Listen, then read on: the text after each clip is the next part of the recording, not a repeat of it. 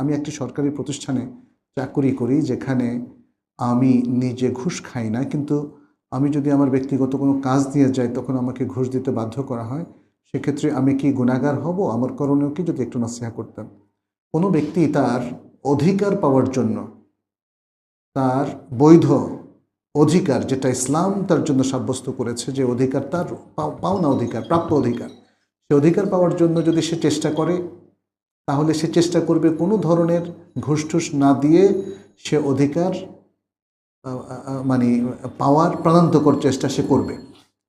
কিন্তু তারপরেও যদি সেটা আটকে দেওয়া হয়, যে কারণে সে কিছু না কিছু টাকা বা বকশিশ দিতে বাধ্য হয়, তাহলে এই বকশিসটা তার পক্ষ থেকে ঘুষ হবে না।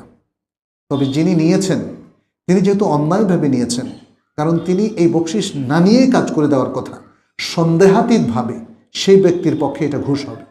সে ব্যক্তি এক টুকরা জাহান্নামের আগুন তিনি নিজে উদরে ভরলেন অথবা কনজিউম করলেন। বুঝতে পেরেছেন? তাহলে যে ব্যক্তি তার বৈধ অধিকার পাওয়ার জন্য কখনো বকশিস দিতে বাধ্য হয়, এটা তার পক্ষ থেকে ঘুষ দেওয়া বলে গণ্য হবে না, এটা যিনি গ্রহণ করেছেন তার পক্ষে ঘুষ হবে।